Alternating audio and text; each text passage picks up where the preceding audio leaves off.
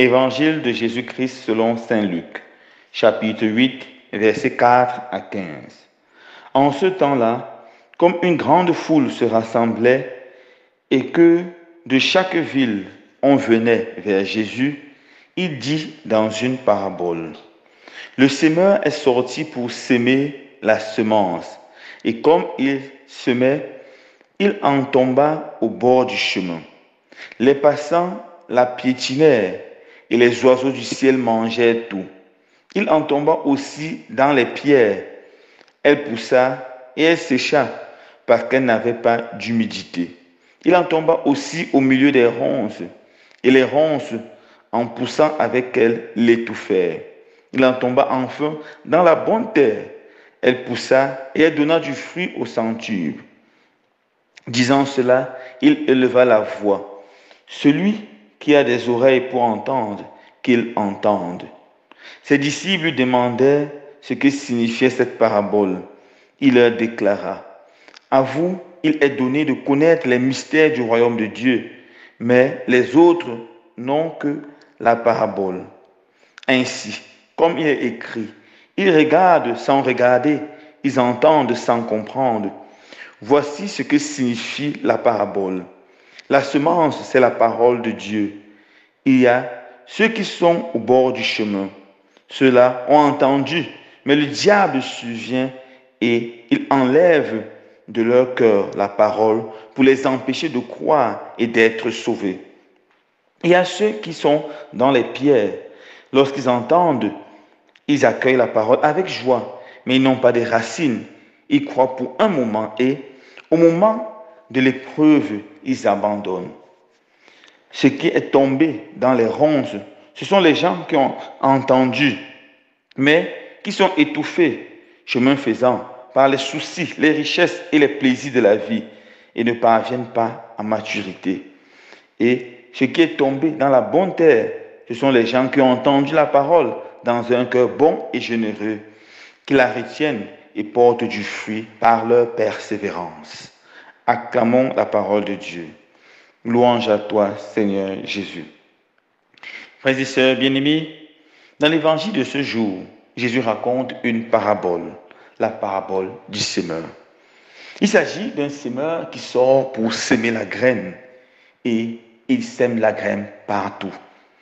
La graine tombe dans 4 catégories de champs.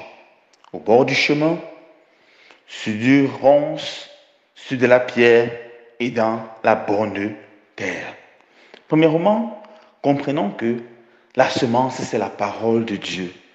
Et le désir de Dieu, c'est que la parole de Dieu soit semée dans les cœurs de tous les hommes, dans le cœur de tous les êtres humains, d'où la nécessité de proclamer l'Évangile. Tous les chrétiens ont le devoir et la mission d'annoncer à leurs frères et sœurs la bonne nouvelle, de collaborer à la mission du semeur, de semer partout la bonne graine sans se décourager. Prions pour que le Seigneur allume dans nos cœurs le zèle missionnaire, le zèle à semer sa parole, à annoncer la bonne nouvelle. Deuxième chose qui apparaît dans l'Évangile, c'est que sur les 4 terres, juste une terre portera du fruit. Les 3 premières ne porteront pas du fruit. Nous devons comprendre que nous ne devons jamais nous décourager si dans notre travail d'évangélisation, la bonne nouvelle ne touche pas immédiatement les autres. Les résultats seront obtenus dans la persévérance. Aucun prédicateur de l'Évangile, aucun chrétien ne doit se décourager, que ce soit dans sa famille, dans son milieu de vie, quand il annonce l'Évangile. Nous devons le faire avec persévérance. Cette parabole nous dit, ce n'est que 25% de ceux qui sont évangélisés qui ouvriront leur cœur. Alors ne nous décourageons pas, évangélisons le maximum de personnes et le Seigneur fera le reste. Dernière chose, les 4 sols. Le premier sol, c'est le bord du chemin. Et je interprète en disant que les oiseaux qui ont dévoré la graine qui est au bord du chemin, c'est le diable.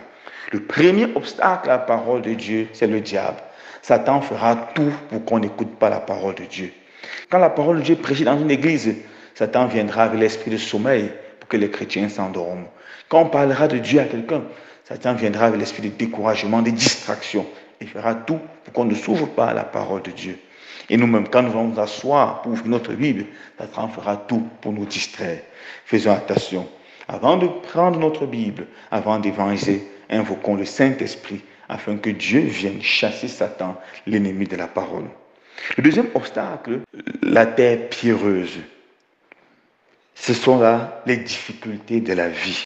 Le plus souvent, lorsque nous avons beaucoup de difficultés, nous n'arrivons pas à voir la gloire de Dieu. Nous nous laissons décourager, abattre. Devant les difficultés, frères et sœurs bien-aimés, faisons attention. Tournons-nous vers le Seigneur. Ou mais encore, offrons-lui ces difficultés. En lui offrant ces difficultés, il transforme notre cœur en terre fertile. Si nous avons seulement devant nous nos difficultés, il faut ceci, il faut cela, il me faut nourrir ma famille, il me faut aller à l'école en ce moment de rentrée, il me faut payer les médicaments, il me faut. Alors nous allons rapidement nous décourager. Nous devons dire, avec la grâce de Dieu, avec la force de Dieu, j'affronterai ces difficultés. Et le Seigneur donnera une nouvelle vision. Troisième chose, les plaisirs de la terre, la richesse, l'amour exagéré des plaisirs de la terre. Cela nous empêche également d'accueillir la parole de Dieu, car l'abondance nous distrait souvent. C'est pour ça que le Seigneur faisait cette belle prière. Seigneur, ne me rends pas riche, ne me rends pas pauvre. Car trop riche, je peux être gonflé d'orgueil et m'éloigner de toi. Trop pauvre, je peux entrer dans le vol et pécher contre toi. Nous devons faire attention, mes frères et sœurs bien-aimés, quand nous sommes riches. Parce qu'il y a une tendance générale pour les riches, c'est de mettre leur espoir, leur foi dans leur argent. Mais sachons-le bien, l'argent ne peut pas nous conduire au bonheur. L'argent ne peut pas nous donner le bonheur. S'il est bien utilisé, il peut nous conduire au bonheur. Mais c'est Dieu seul qui peut nous donner le bonheur. La dernière paix qui reçoit la parole de Dieu, c'est la paix préparée. C'est le cœur bon et généreux. Le cœur qui aime Dieu, le cœur qui s'ouvre à l'amour de son prochain, le cœur qui ouvre à l'amour de l'autre. Voilà le cœur qui reçoit la bonne nouvelle et la vie éternelle. Demande au Seigneur de donner la grâce d'être cette bonne terre qui reçoit chaque jour la bonne parole du Seigneur et qui porte du fruit, des fruits de conversion, des fruits de sainteté et surtout des fruits de charité et d'amour. Loué soit Jésus-Christ.